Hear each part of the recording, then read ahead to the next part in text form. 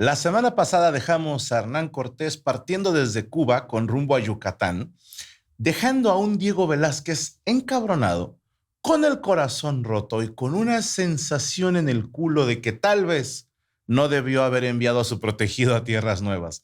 Acompáñenme en esta historia que bien pudiera llamarse Las aventuras y calenturas de Hernán Cortés. Yo soy Franco Escamilla y esto es Estoy aburrido.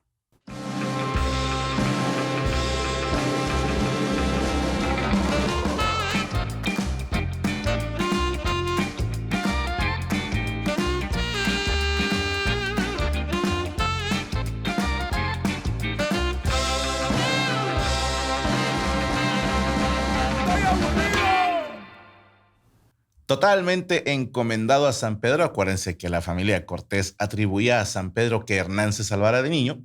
Pues totalmente encomendados a San Pedro, la flota zarpó con el plan de que, a ver, si hay mal tiempo, si hay algún pedo, nos reunimos todos en Cozumel para hacer, bueno, porque es la ruta más rápida a Yucatán y para buscar a los cristianos que se creía estaban presos allí. Recuerden que tanto la expedición de Hernández de Córdoba como de Grijalva tuvieron pues muertitos y desaparecidos, ¿verdad? Bueno, pues en la primera noche que zarparon en el mar, 5 barcos se separaron de la flota por mal tiempo. Y Francisco de Morla, según las crónicas, se dio cuenta que había perdido el timón y se lanzó al mar a recuperarlo. No sé, jamás he navegado yo un barco, pero se me hace muy pendejo que de repente te des cuenta que no hay timón, no mames. Sí, o sea, ¿cuándo has ido manejando la troca y de repente, chinga, y el volante? No mames. Yo no sé cómo sea en barcos, pero este güey como, no, era por aquí un timón, es así como una rueda, güey, con palitos. No, güey, ¿sabes? Eso va flotando. Y según esto se aventó al mar a recuperarlo y lo recuperó. Pero bueno, cuando desembarcan se dan cuenta que Alvarado, Pedro de Alvarado, la concha de tu hermana y su tripulación habían llegado antes. Y no nada más llegaron a ver qué pedo. Capturaron animales, comida. Dices tú, ¿de dónde sacaste comida? Ah, es que también capturé hombres, mujeres y adornos de un templo. Espérate, cabrón, pues si la indicación era que te esperaras a que llegaran los demás, pues sí, pero ya ven que no hay nada más peligroso que un pendejo con iniciativa. Pues el vato dijo, yo me lancé a capturar gente. Y Cortés lo regañó, pero como ya les había comentado, así como Velázquez perdonaba a Cortés, Cortés le perdonaba todo a Alvarado, porque Alvarado se pasó de chorizo todo el rato y Cortés nunca pasó de decirle, no, mijo, eso es malo, eso es caca. ¿Ok? Bueno, manacito. La población local obviamente huyó tierra adentro cuando vieron que bajaron unos vatos con unas como pedazos de metal en el pecho, cascos, espadas y su chingada madre. Pero solamente se quedó una mujer que estaba con sus hijos y sus sirvientes, al parecer, era una maya noble, ¿ok? No confundir con la doble maya. Pues bueno, Cortés, mediante una traducción pedorra de Melchorejo, ¿se acuerdan el que se trajo Grijalva? Le pidió que le dijera al resto de la gente y al jefe de la aldea que quería hablar con ellos. Llegaron unos cuantos y Cortés ordenó a todos los castellanos que regresaran todo lo robado. De hecho, ese día se fundó esa, la oficina para devolverle al pueblo lo robado. Y a cambio, el jefe de la tribu les dijo, bueno, les vamos a dar de comer. A ver, ojo, con estos mayas fue con quien Cortés se aventó por primera vez un sermón intentando hacerles renunciar a sus dioses y sacrificios. Yo me imagino la escena, Cortés hablando en castellano, Melchorejo, que más o menos le entendía, y traduciendo en maya a los locales, un Cortés diciendo, y yo en verdad os digo que el reino de los cielos vendrá para por todos vosotros si os portáis bien. ¿No? Y el Melchorejo así que, puta madre, ¿no? Y volteó con los mayas, dice que buenas tardes y que donde hay culos, ¿no? Bueno, pues Cortés mandó poner una imagen de la Virgen en un altar y los mayas la dejaron. Pero no solo eso, a esta imagen le pusieron ropas nativas y accedieron a no hacer sacrificios humanos, además de que permitieron que se quedara una cruz que los carpinteros de Cortés acomodaron, aunque Según las crónicas, los mayas ya tenían una cruz blanca antes de que llegara Cortés. Esto lo confirma tanto Hernández de Córdoba como Grijalva, pero no se sabe el significado de dicha cruz ni su origen.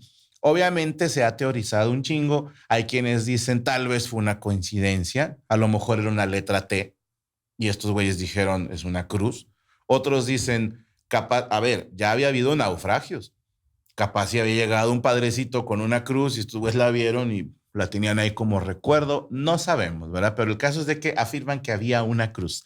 Los castellanos se quedaron un ratito más ahí conviviendo con los mayas y los mayas les dijeron que en la tierra que llamaban Yucatán había dos güeyes que se parecían a ellos.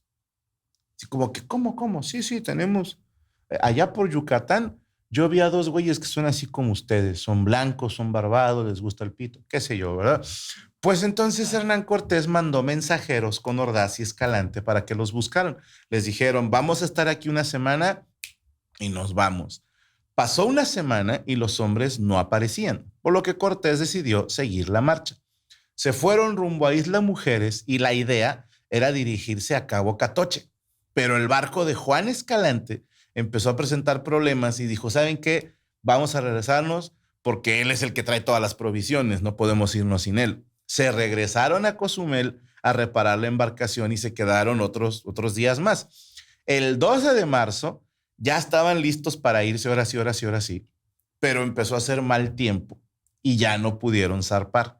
Y Cortés dijo, pues mañana es domingo, mejor pues escuchamos misa y nos vamos hasta el lunes, ¿ok? Ojo, se los comento porque como estuve chingui ching en el episodio pasado, al parecer la suerte está del lado de los castellanos, porque gracias a todas estas demoras, cuando estaban ahora sí ya listos para partir por tercera vez, ven venir una pequeña embarcación a lo lejos y cuando ven cerca esta embarcación, los de la canoa se comunican con los castellanos y en esa canoa venía nada más y nada menos que Jerónimo de Aguilar, uno de los castellanos que vivían con los mayas desde hace 8 años. Esto se los comenté en otro Toy Aburrido, tenemos el video. Ahora, de acuerdo con declaraciones de Jerónimo de Aguilar, que más adelante hablaremos de él, porque en esta embarcación venían 18 personas, entre ellas venían Gonzalo Guerrero y Jerónimo de Aguilar. Jerónimo de Aguilar después va a ser muy importante para Hernán Cortés en la conquista de México Tenochtitlan, pero de esto lo hablaremos en otro episodio. Hola, Franco del futuro. Hola, Franco del pasado.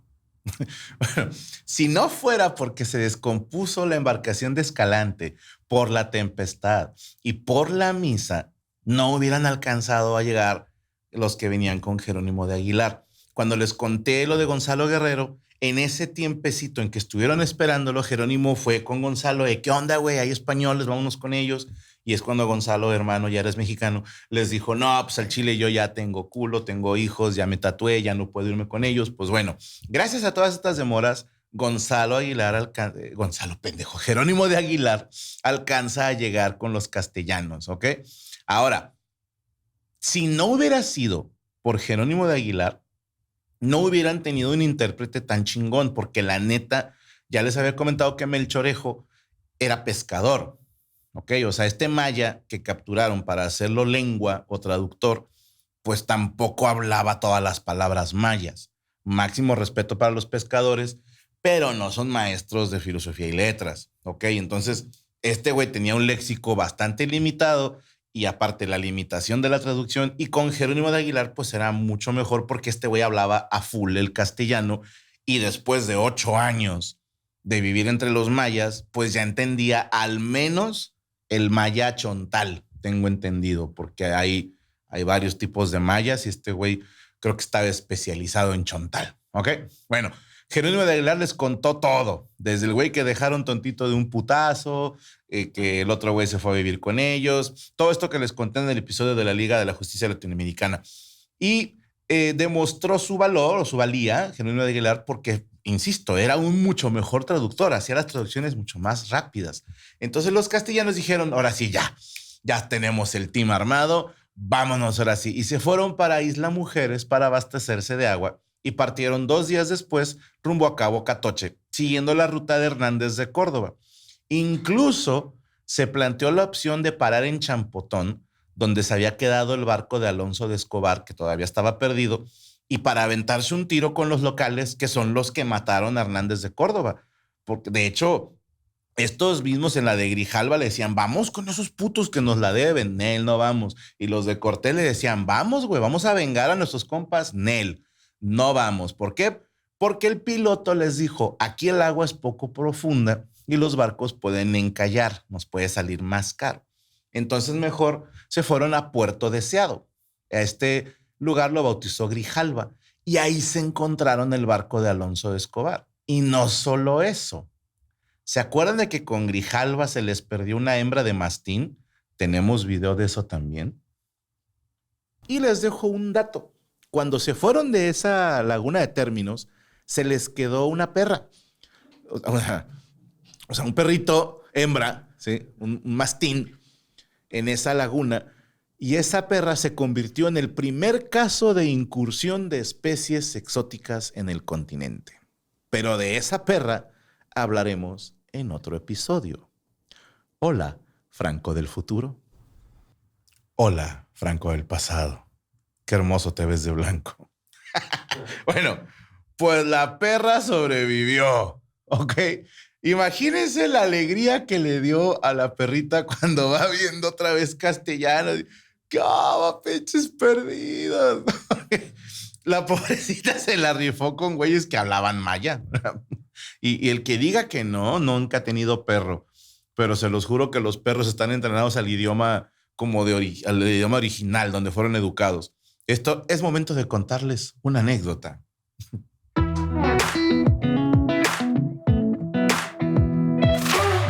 Es momento de contarles. Vale, los cambios. Hace unos añitos fuimos a dar un show a la ciudad de Dallas, Texas. Y cuando nos fuimos en el avión, a uno de mis compañeros se le olvidó el sombrero. No voy a decir a cuál, por no echar a nadie de cabeza, porque, a ver, van a decir, Franco, si era tu sombrero, era tu obligación. En aquel entonces no traíamos staff, entonces nos repartíamos las obligaciones. Y a esta persona le tocó cuidar mi sombrero. Y lo perdió, lo dejó en el avión. Y me dijo, compi, es que la verdad se me olvidó. Pinche Checo perdió mi sombrero. Y fuimos a comprar a una tienda de sombreros en Dallas, Texas. Y me acuerdo que tenían un perrito Golden Retriever, muy parecido a Hunter. Entonces yo estoy con el perro y estoy ahí jugando con él. El dueño, en lo que hablaba ahí con los demás, que ellos sí hablaban inglés, yo estaba hablando con el perro. Porque dije, pues hablamos el mismo idioma. Y no. Porque el perro, pues ya estaba grande y yo le decía, la patita. Y pinche perro nomás no me pelaba. Y de pura mamada se me ocurre decirle, give me the hand. Y pinche perro me da la pata. Dije, este güey habla inglés. Entonces, la pobre perra de los castellanos, pues imagínate con los mayas. Entonces ya por fin encontró a su raza y encontraron, la perra sobrevivió cazando conejos y otras especies pequeñas. Yo no sé cómo aseguran esto los castellanos y le preguntaron, ¿no? Qué chingados. Pero despuesito de eso arribaron a la desembocadura del río Usumacinta para el 22 de marzo llegar a la del río Grijalva. De hecho, si pueden ver aquí las líneas que representan a los ríos.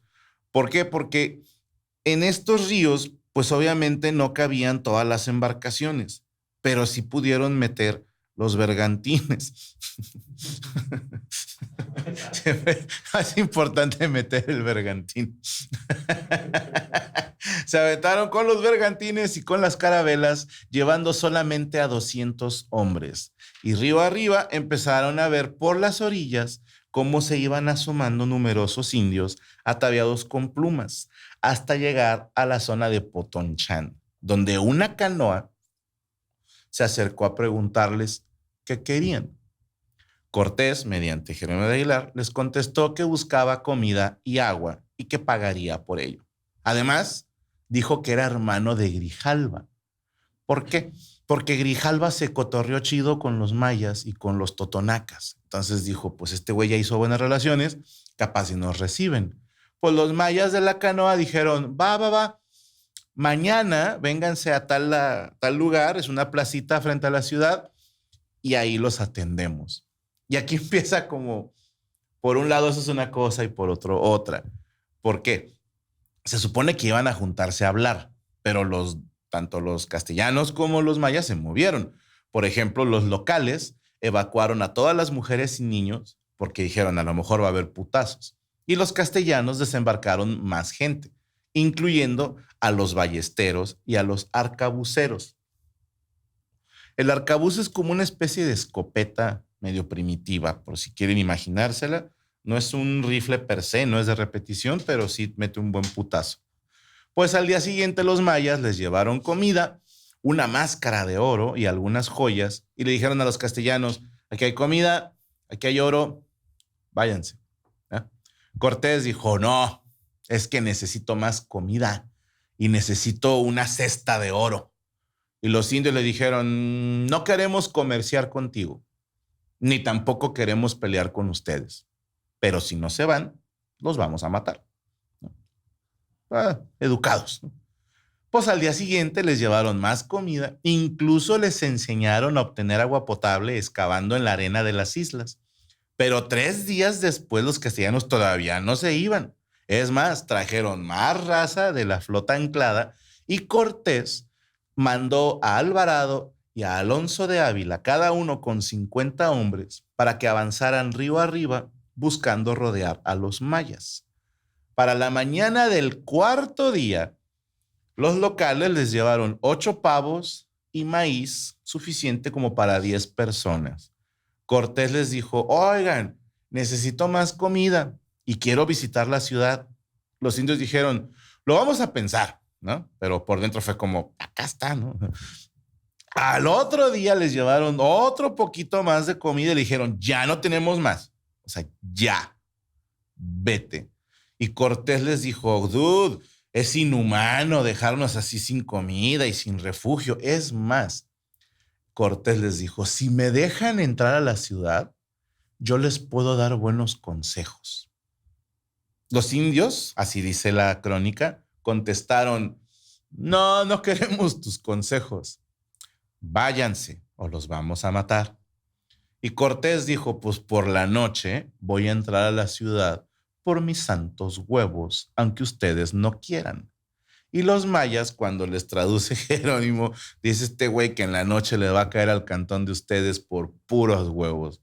Y los mayas empezaron a reír. Dijeron, está bueno, queremos ver, ¿no? Bueno, pues en ese momento Cortés hizo que su escribano, Diego de Godoy, leyera una declaración en la que se exige la aceptación de la supremacía del monarca castellano, que aquí quiero hacer un pequeño paréntesis, esto se me hace una estupidez. Parte del protocolo era, para que esto sea legal, traemos un edicto, un texto que se tiene que leer frente a los que estemos, ellos no decían invadiendo, visitando, ¿ya? Para rescatar el oro.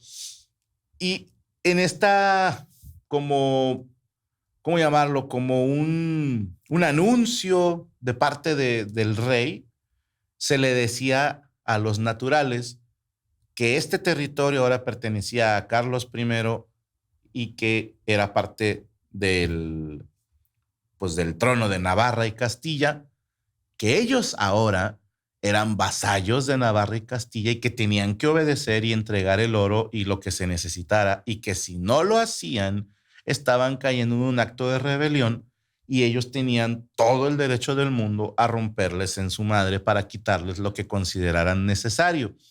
Todo chido, pero imagínate, insisto, que un húngaro de repente llega a tu casa, se para en tu patio y empieza a leer en su idioma, un idioma que tú no entiendes, un texto que dice, por puros huevos míos, me tienes que obedecer y si no eres un pinche rebelde y te puedo matar, pues no te va a parecer. Entonces, medio lo que entendieron los mayas ahí, que quiero pensar que Jerónimo de Aguilar estuvo traduciendo, si no se me hace una pendejada, es probable que hayan pensado que los querían embrujar.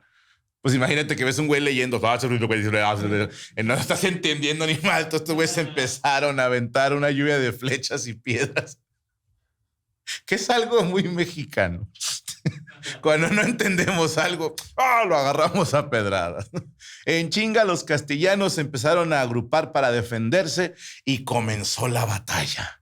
Comenzaron los chingazos. Ponme música de batalla y sonidos de batalla. Pon.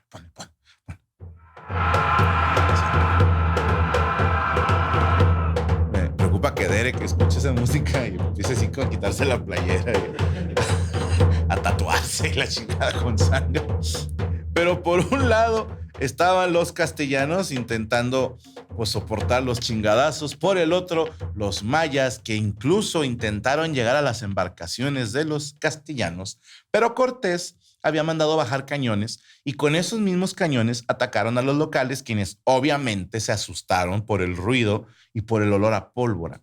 Ahora, este susto fue momentáneo porque nada más fue así como, ¿qué fue ese pedo?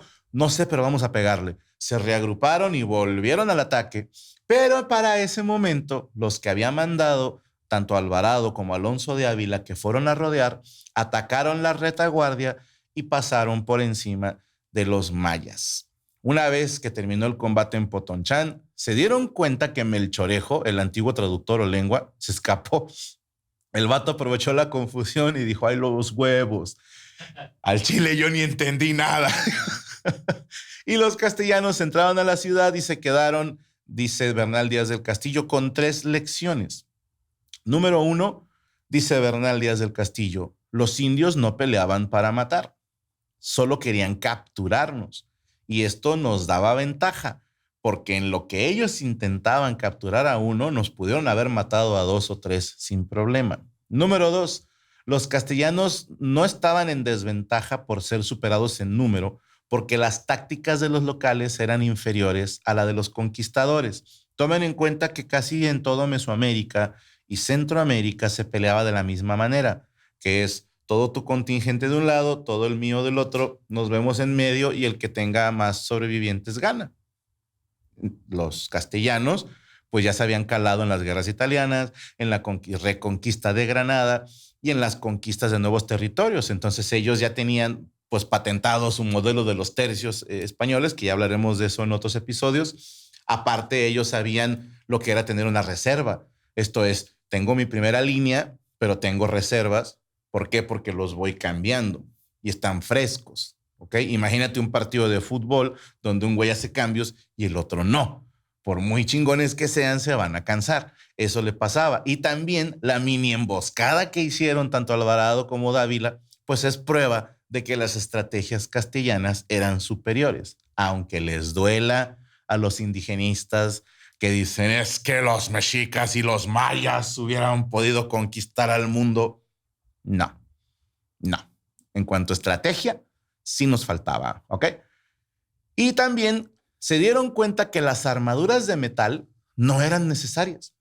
Tanto mayas como mexicas, y vamos a hablar de eso después, usaban unas armaduras de algodón.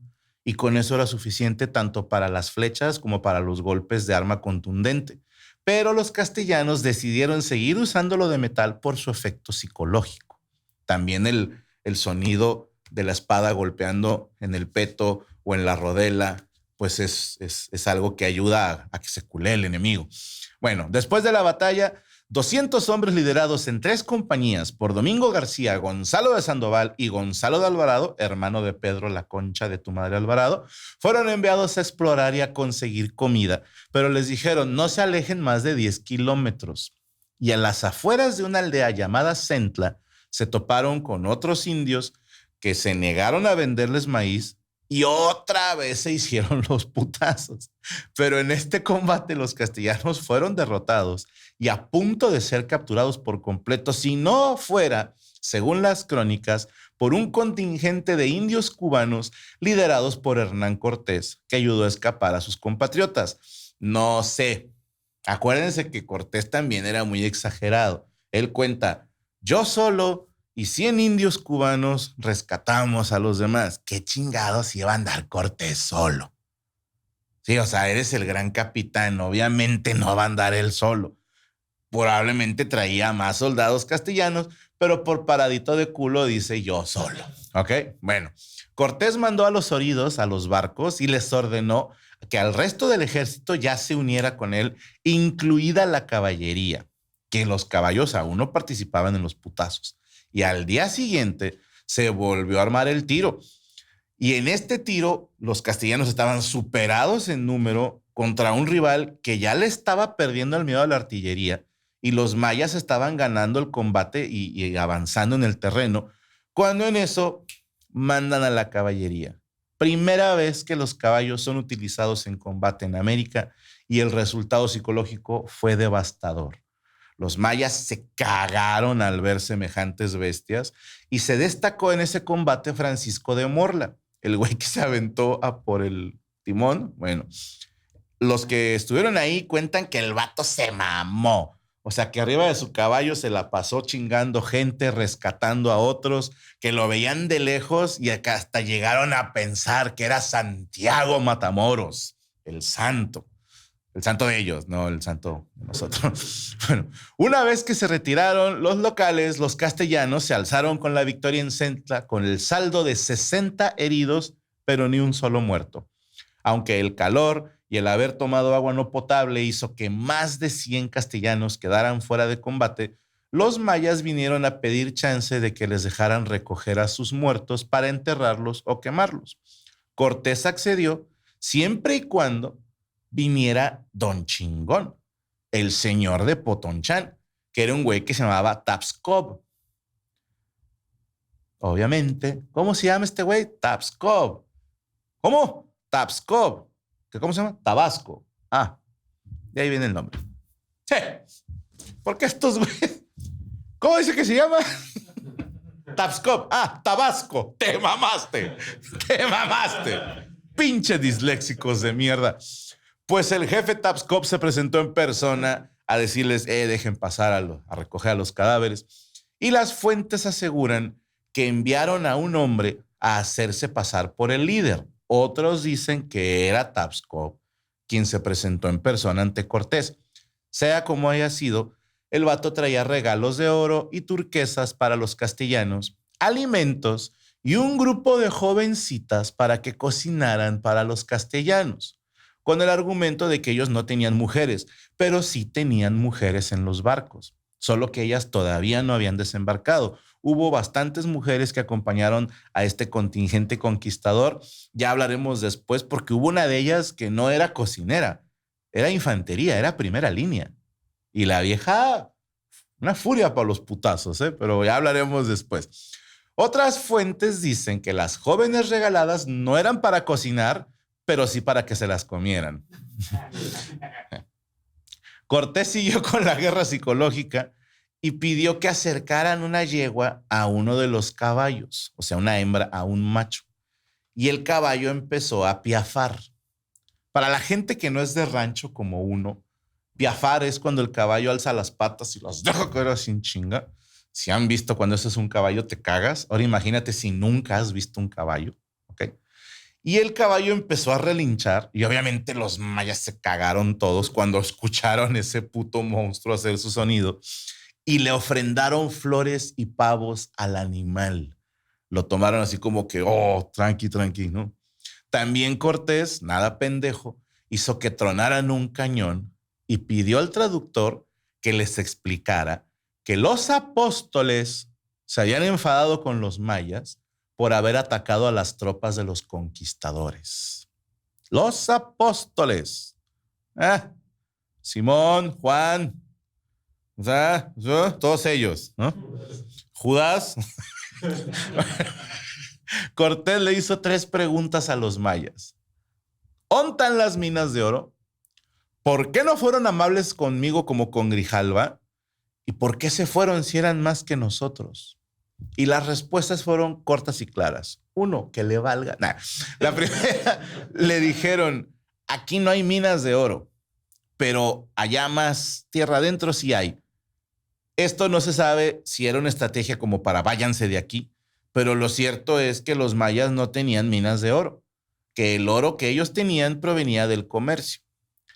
A lo de que por qué con Grijalva fueron más chidos, les dijeron, Grijalva traía menos gente y pidió oro, no pidió comida. Ustedes, hijos de su puta madre, se la pasaron pidiendo comida y agua. Y eso es lo que aquí escasea. Y número 3, las armas. que los cañones y sobre todo los caballos son lo que hicieron que los mayas perdieran. Y les dijeron que lo que más les daba miedo era el hocico del caballo. Que digo, sí, es largo, es enorme y es, o sea, babean. Entonces tú lo ves y dices, este güey va a comer. O sea, insisto, si nunca has visto un caballo, te da un chingo de miedo. Pero lo que no les dije a propósito es que entre las morras que les llevaron, venía una de ellas llamada, o que habían llamado, Malinali Tenepal, a.k.a. la Malinche. Ojo, porque con la Malinche hay mucha desinformación. ¿Sí? Yo desde niño sabía que a ella le decían Malinche y no es cierto. Me voy enterando que no. A mí de niño me enseñaron que Malinali, la traducción que hicieron los españoles fue Malinche, pero no, ellos le decían Marina. ¿Ok? Y lo de Malinche, ¿saben quién era el verdadero Malinche? Cortés. Ese es un nombre que se le dio después a Hernán Cortés. Ojo, tiene sentido ahora ya, obviamente ya que lo sé, ¿verdad? Tiene sentido. Antes no sospeché ni madre, pero tiene sentido. La terminación sin, TZIN, es como señor, ¿ok? Como amo. Y como chingados una mujer se va a llamar Malintzin. ¿Sí me explico? No tiene sentido. Y esto se los cuento porque hace muchos años salieron con un meme que decían que quesadilla venía de quesaditzin y que significaba tortilla con queso. Fue una mamada que se inventaron por el duelo de que si la quesadilla lleva queso o no. No hagan caso a estas mamadas. La terminación sin suena muy náhuatl y lo es, pero significa señor o amo. Entonces, Malintzin es amo de Malinali, dueño de Marina. Cortés era Malinche, o sea, el que está siempre con la vieja esta, el dueño de ella, el amo y señor de ella. De hecho, yo ya le ando cambiando el nombre. Ahora me voy a llamar Gavitzin, el amo y señor de Gaby. No le digan porque luego se lo toma mal. Bueno, Malinali Tenepal, alias la Malinche, el nombre realmente nadie sabe cómo se llamaba. Hay quienes afirman que no se sabe el nombre, otros dicen que era Malinali Tenepal, otros dicen que Malinali era una forma en que llamaban como para honrar a la diosa de la hierba y que Tenepal significa la que tiene facilidad de palabra o la que habla con vivacidad. O sea que este nombre pudiera ser algo que se le puso después. No le van a poner a un bebé Tenepal, la que tiene facilidad de palabras, si todavía no saben, capaz si el huerco está todo pendejo para hablar. Y nadie puede negar que Malinche, bueno, Malinali, Marina, tenía una facilidad cabrona para los idiomas. O sea, esta niña, para los 15, 16 años, ya hablaba náhuatl, hablaba maya, pero ella hablaba, ahí sí se las debo, no me acuerdo si ella hablaba chontal y el otro o nada más uno, no me acuerdo. Pero lo cierto es que hablaba uno y medio masticaba el otro maya. No sé si me explico. Así como uno medio puede pedir de comer en inglés, ella así podía hablar bien un maya y entenderse en el otro más o menos. Pero aquí entra el desmadre, porque aquí en México, bueno, voy en orden. Se ha escrito un chingo sobre el origen de la Malinche. Unos dicen que era esclava de los mexicas y que por eso ayudó a los castellanos. Falso. Otras versiones dicen que era hija del Tlatoani de Painala, otras que sus papás eran caciques de Copainalá. Y de acuerdo con Hugh Thomas, que es el que nos estamos basando un chingo, el padre de Malinali pudo haber sido un señor de Painala, una población a 40 kilómetros de lo que ahorita es Coatzacoalcos. Sí, es una zona que fue sometida a los mexicas, pero solo en tema de tributo. No es como que llegaron a putearlos, o sea, solamente es Dame dinero o te rompo tu madre. Pero bueno, el papá era el amo y señor en Painala y la mamá era también noble en Xaltipan, una población de origen olmeca en lo que ahora es Jiutetelco, Puebla. Bueno, pues Malinali era una princesa, hija de nobles, pero muere su padre y su madre se casa con otro señor local. Tuvieron un hijo varón y dijeron, pues él va a heredar todo. Esta hay que darla en matrimonio. Y dice esta historia que la mamá de Malinali la vendió a unos comerciantes de Xicalanco. Y estos comerciantes la intercambiaron con comerciantes mayas que a su vez la vendieron a otros comerciantes de Potonchán y llegó a donde estaba Tapscov. Que luego Tapscov le dijo a Cortés, ahí te van unos culos, ¿ok? Me detengo un poco para dar una opinión personal, ¿ok? Durante años, siglos, se describe a la Malinche como la traidora, ¿ok? De hecho, en México tenemos el término malinchista o malinchismo, que es para describir a una persona que prefiere lo extranjero por sobre lo nacional. Y esto es algo de cada quien. Cada quien prefiere lo que quiere, pero no pueden negar que hay gente que cree que todo lo extranjero es mejor. Así lo que sea. Yo le llamo a eso síndrome de debilidad por el pito extranjero. Sí, porque mujeres, esto afecta más a mujeres, ¿eh? Sí, puta madre, la mujer. ¡Pito extranjero! O sea, es puta madre. O sea, no importa, pero que sea extranjero.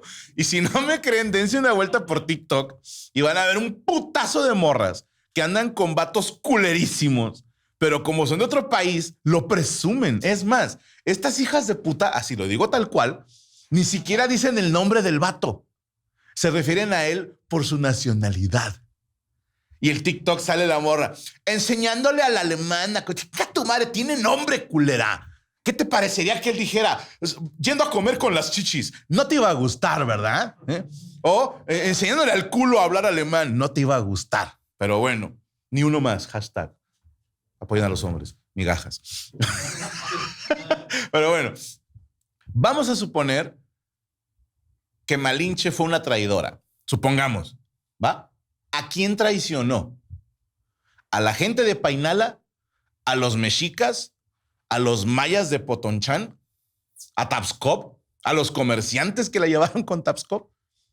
Yo personalmente creo que no traicionó a nadie. Ojo, antes yo decía que Malinche era una traidora, pero yo le decía Malinche, no sabía ni que no se llamaba así, ¿ok? Lo que hace la ignorancia. Por eso es importante leer, muchachos. Yo sí decía, que chingue su madre Malinche. Sí lo llegué a decir, ¿cómo chingados no? Yo le llamé traidora, pero te pones a leer un poco su historia y dices, ¿a quién traicionó, güey? ¿A qué equipo le iba a ella? ¿Sí me explico? Yo creo de corazón que hizo lo que hubiera hecho cualquiera de nosotros. Esto es colaborar con tu amo, así de sencillo. Y apostó por el bando que ella pensó que resultaría ganador y le atinó. Porque pudieron haber perdido los castellanos y ella se le hubiera cargado su puta madre. Porque hubieran dicho, tú, culera, andabas con ella y se le hubieran pasado el chorizo. Pero como ganaron, pues no le pasó nada. A mí lo único que me cae gordo es la gente que exagera y romantiza el tema de Malinche o de Malinali, porque hay gente que con unos huevos te dice, ella estaba enamorada de Cortés y Cortés estaba enamorado de ella. Nah. Cortés no fue un príncipe encantado que la rescató de las garras de los crueles mexicas. No. ¿Por qué? De entrada, los mexicas no se le dieron a Cortés. Fueron los mayas de Potonchán. Fue el pinche Tapscov. Así. Y yo dudo que se hayan enamorado así nomás de huevos en un principio, porque cuando les dieron a las morras, Cortés le valió madre Malinche, Malinali. Se la dio a su compa, Alonso Hernández Portocarrero. Dijo, yo no la quiero, ten carnal. Y Portocarrero se la anduvo picando. Pero tiempo después se dan cuenta que Marina, como ya le decían ahora a Malinali, hablaba náhuatl. Y entonces dijeron, esta nos va a servir para ser traductora, para hacer lengua con los mexicas. Y Cortés dijo, se viene conmigo. Cuando vio que le iba a servir como lengua, como traductora, es que así se les decía lenguas. Ahora sí, la convirtió en su amante. Acuérdense que Cortés era pito loco y se cogía todo lo cogible. Yo me imagino a Cortés diciendo, ay, ojalá te llamaras Catalina. Que tenía mami issues Cortés.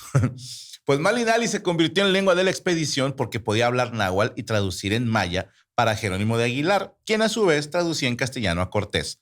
Ojo, después Malinali aprendió castellano y me mandaron a la mierda a Jerónimo de Aguilar. Sí, en primer lugar era más rápido, ¿ok? Porque, no sé, imagínate que estaban hablando con Moctezuma, ¿no? Moctezuma habla en náhuatl, Marina lo recibe en náhuatl, lo convierte a maya, se lo dice a Jerónimo, Jerónimo lo recibe en maya, lo convierte a castellano y le dice a Cortés. Y luego Cortés contesta en castellano, este güey lo pasa a maya, ella lo pasa a náhuatl. Entonces las pláticas duraban horas para, ¿qué onda? ¿Cómo estás? Bien. ¿Y tú? Todo chido. ¿Sí me explico? Entonces cuando Marina aprende a hablar castellano, pues ya en chinga. Me hablas en náhuatl, lo paso al castellano. Me hablas en maya, lo paso al castellano. Por eso se volvió tan importante para Cortés. Es que estaba enamorado de ella. No, le servía un chingo. Pues el Jueves Santo de 1519, los castellanos llegaron a las costas de lo que hoy es San Juan de Ulúa, en donde tuvieron contacto con totonacas de la zona. De acuerdo con las crónicas, se comunicaron con los nativos, aunque no se especifica si Malinali hablaba totonaca. Tengo entendido que no. Es más probable que algún totonaca medio hablara náhuatl, o que por señas, o que masticara tantito chontal, qué sé yo, pero se pudieron comunicar.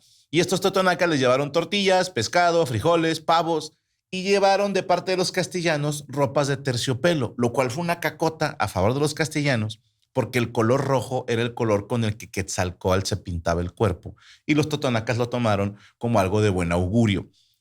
Unos totonacas se acercaron a preguntar por Benito el panderetero.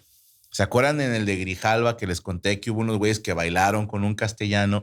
Fue con estos güeyes, los vatos se acordaron de él y le preguntaban a Cortés, ¿no viene con ustedes Benito el del panderetero? Dicen, no, ese güey se murió. Ah, qué mal pedo. Bueno, el sábado de gloria, que les cae un emisario de Moctezuma II con un grupo de sirvientes que traían joyas y alimentos para la expedición para varios días. Cortés mandó poner una mesa para que los expedicionarios pudieran comerciar con los indígenas totonacas y mexicas, dándose los primeros intercambios reales. Y para el domingo de resurrección, llegó un güey que se llamaba Teudile, que era cacique de Cuestlan o Cuetlastan, depende de las fuentes. Y este güey traía más regalos para los castellanos. Les hicieron el saludo tradicional, que es tocar tierra y besarse los dedos, que es como beso el piso que tú pisas. Es un gesto de respeto, ¿ok? Les dieron joyas, incienso y paja bañada en sangre. Ojo con esto, eso es una ofrenda para dioses. Y los castellanos así como, ¡ew! ¿Eh? Entonces ahí, porque hay crónicas que dicen que los mexicas todo el tiempo pensaron que los españoles o los castellanos eran deidades. No. O sea, no dudo, todos están de acuerdo en que tal vez al principio, los primeros 15 segundos de conversación, han de haber pensado, estos güeyes son dioses. Pero en cuanto vieron que le tenían asco a la sangre, que no querían sacrificios humanos y que no les gustaban las ofrendas de donde ellos se sangraban, dijeron, estos no son dioses. Y también cuando los vieron que se murieron, pero bueno. Moctezuma les mandó 2,000 criados puestos a las órdenes de Cortés.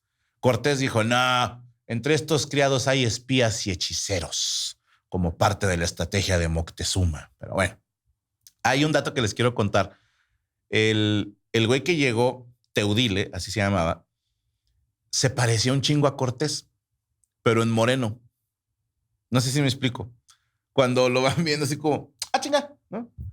Los mismos castellanos dijeron, este güey se parece al capitán, ¿no? Sí, pero como en prietito. ¿No? Es un Cortés, pero región 4. Y yo creo que los mismos mexicas dijeron, ah, chingaste, güey, se parece al Teudile. ¿Qué onda con tu mamá, carnal? Bueno, pero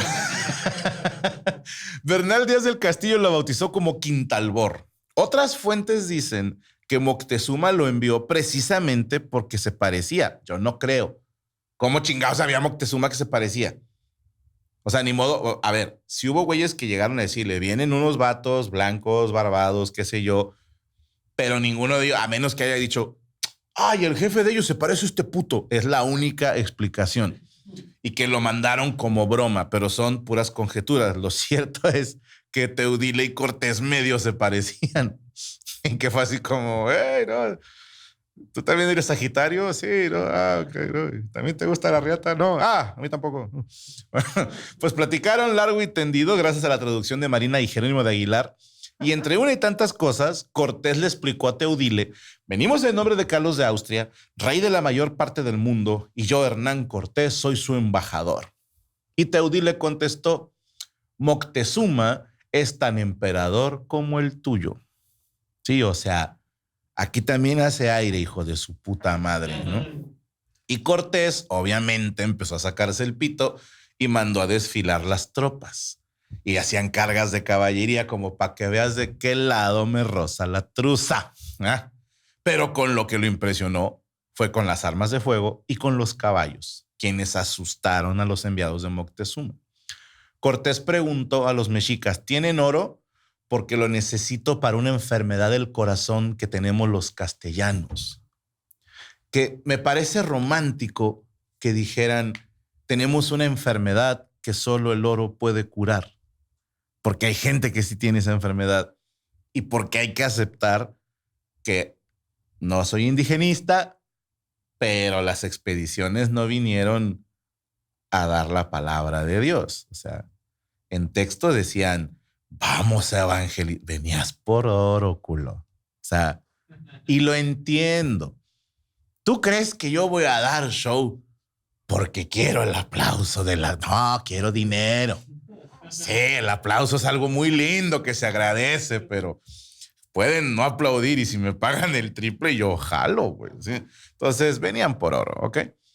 Entonces le prestaron un casco de soldado. Le dijeron, no seas malo, tráetelo lleno de oro en polvo para poder curar nuestras enfermedades. Teudí le dijo, chinga, con oro. Bueno, pendejos, teniendo medicamentos tan buenos, pero bueno. Y Teudile dejó a uno de sus lugartenientes a que vigilara a los criados y se regresó en chinga a Cuetlaxtlán, perdóname. Y después le llevó el informe a Moctezuma. De acuerdo con las fuentes castellanas, Moctezuma se aterrorizó con la descripción de las armas, los caballos y los perros y convocó a su consejo para decidir qué chingados iban a hacer con los recién llegados y se plantearon 3 opciones. Se sugirió que eran invasores. 2, que eran embajadores de un rey de otras tierras y que venían en son de paz. Y 3, que era una sugerencia de los totonacas que pensaban que eran deidades, dioses de otras tierras, a quien ellos llamaron teules, según los castellanos, como deformación de la palabra teol o deidad. Pero aquí hay historiadores que no están de acuerdo y que afirman que los totonacas probablemente los llamaron tecutli o señor, ¿sí? Pero que los castellanos entendieron tecutli como teutli y que después se confundió con teotl, que tiene sentido. Tabasco. ¿Sí me explicó? Pero bueno, había una cuarta opción y decían, tal vez son deidades mexicas que vienen de regreso a chingarnos, en específico Quetzalcóatl, pero no hay nada que confirme que los mexicas creían en eso. Eso solo se menciona en códices post-conquista. Para que el que me venga a decir, Franco, hay fuentes que son los códices, yo te voy a decir, sí, puñetas, códices hechos por castellanos. Pero ninguna fuente mexica dice, es Quetzalcóatl, ninguna. ¿Okay? Para que no se claven. Lo que sí es cierto es que Cortés y sus conquistadores llegaron en 1519, que en el calendario mexica es el año Uno Caña, Acal, precisamente el año en que nació y murió Quetzalcóatl. Quetzalcóatl vivió un ciclo entero, 52 años, y nació en el Uno Caña y murió en el Uno Caña. Y los castellanos llegaron en Uno Caña. Esa es una gran coincidencia.